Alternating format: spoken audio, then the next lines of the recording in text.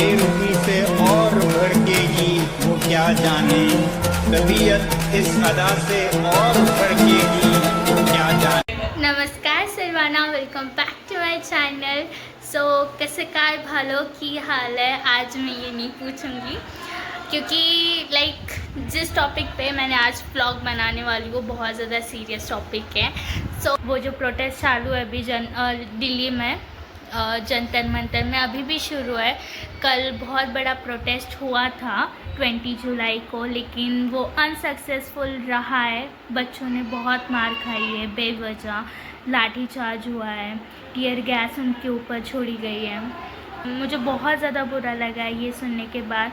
And मैं उधर नहीं हूँ, मुझे भी उधर होना चाहिए था, मुझे ऐसा लगता है। लेकिन कुछ सिचुएशंस ऐसी होती है कि हर एक कोई जंतर मंतर में नहीं जा सकता है। लेकिन मैं अभी भी ट्राई करूँगी कि मैं उधर जाऊँ। तो मैं उधर तो नहीं जा सकी, लेकिन मेरी एक फ्रेंड है जो अभी नीट दे रही है। तो आज मैं उससे फ़र्स्ट टाइम पूछने वाली हूँ कि जब उसको पता चला था कि स्कैम हुआ है एंड 2 बार हुआ है, वो 2 साल से नीट दे रही है लेकिन स्कैम हुआ है, तो उसकी क्या फीलिंग रही। मैंने तब नहीं पूछा था क्योंकि मुझे लगा था वो इमोशनली ब्रोक डाउन हो गई होगी, इसलिए मैंने उससे आज तक नहीं पूछा था। मैंने कहा था चल हो जाएगा।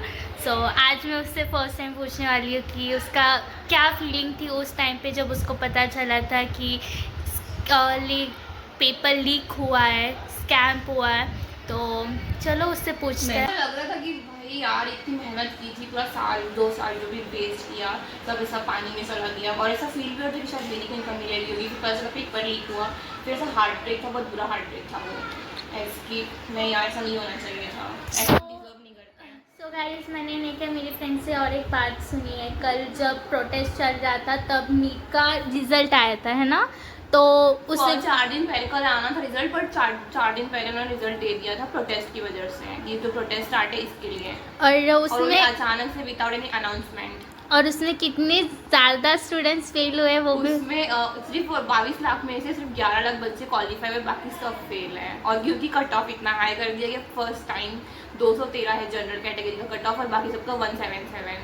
डायरेक्टली कट ऑफ बढ़ा दिया ताकि बच्चे बाहर जाकर ही ना पढ़ सकें, जो है वो इधर ही रहे। सो गाइस, आप देख रहे हो हमारी एजुकेशन सिस्टम क्या कर रही है। इतना प्रोटेस्ट करने के बाद भी जो स्टूडेंट्स का हक है हम वो मांग रहे हैं, तो हमें हमारी एजुकेशन सिस्टम वो भी नहीं दे पा रही है। हम सिर्फ रिज़ाइन मांग रहे हैं धर्मेंद्र प्रधान का, हमारे एजुकेशन मिनिस्टर का। इतने सारे बच्चों ने प्रोटेस्ट कंटिन्यू किया, इतने लोगों ने मार खाई, और क्या गलती थी यार। छोटे बच्चे, मैं शॉक हूँ, उन्होंने लाठीचार्ज कैसे किया। छोटे बच्चे थे उस प्रोटेस्ट में, लड़कियों पे मेल पुलिस ने लेडीज़ पे लाठीचार्ज किया है। लेकिन जो कल प्रोटेस्ट हुआ, बच्चे तो स्टूडेंट्स तो पीसफुली वो प्रोटेस्ट कंटिन्यू कर रहे थे, एट द एंड उन्होंने पीसफुल प्रोटेस्ट ही रखा। लेकिन हमारे जो सोल्जर्स, जो भी पुलिस थे, उन्होंने ऐसा ट्रीट किया जैसे कि वो टेररिस्ट है। इसी हम अपने एजुकेशन का हक मांगने गए थे, उन्होंने तो हमें टेररिस्ट कह दिया। क्यों यार, क्यों ऐसा हो रहा है हमारे साथ। मैंने नीट नहीं दिया, लेकिन मेरी फ्रेंड ने दिया, बहुत सारे बच्चों ने नीट दिया है। तो उनके साथ जो इनजस्टिस हुआ है ना, उनके साथ जस्टिस ज़रूर होना चाहिए। और हम हार नहीं मानेंगे, एट द एंड हम हमारी लड़ाई जीत के रहेंगे। कितने फेल हुए? I think 9 to 10 lakh. 10 lakh students सच्ची में फेल हुए हैं, तो उनका हाल क्या हो रहा होगा। क्योंकि मैं मेरी फ्रेंड को ही देखती हूँ, दिन रात पढ़ाई करती, दिन रात 2 साल से पढ़ाई करी। मैं खुद मेरी इंजीनियरिंग की स्टडी से ज़्यादा उसकी स्टडीज़ मैंने देखी है। और अभी 11 लाख स्टूडेंट फेल हुए हैं, तो क्या हाल हुआ होगा उनका। सुसाइड नहीं करेंगे तो क्या करेंगे गाइज वो। उनकी सालों की मेहनत ज़ाया होगी, वो पता नहीं कितने साल से, पता नहीं कितना अटेम्प्ट हो गई, किसी का लास्ट अटेम्प्ट हो गया, वो लोग सीधा फेल हो गए। सीधा सुसाइड भी रहता फिर इंसान को इतनी एज होने के बाद, फिर दे देकर एजुकेशन सिस्टम की वजह से।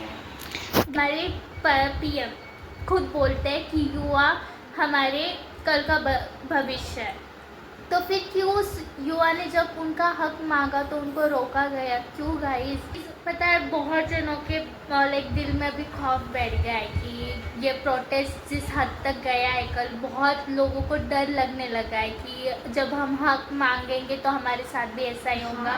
लेकिन बहुत सारे लोग ऐसा हो गए कि नहीं, हमने अभी हक मांगना बंद कर दिया ना, रहेंगे हमारा सिस्टम फिर कभी नहीं सुधरेगा अगर आज हम चुप बैठे। तो मैं लोगों के साथ खड़ी हूँ भाई कि जो अभी भी रुके नहीं है, अभी भी प्रोटेस्ट में खड़े हैं, उन बच्चों को जस्टिस मिलना ही चाहिए। जब तक जस्टिस नहीं मिलेगा ना, तब तक शांति नहीं मिलेगी। आई नो ये हमारे फ्यूचर के साथ भी होने वाला है। एक रिश्वत लेके भी डॉक्टर्स बनते हैं कुछ लाखों रुपए देकर, इस बार भी हुआ है, लेकिन इसमें भी हुआ है बहुत ज़्यादा स्कैम्स थे, पर वो छुप गया। लेकिन कितना स्कैम हुआ है?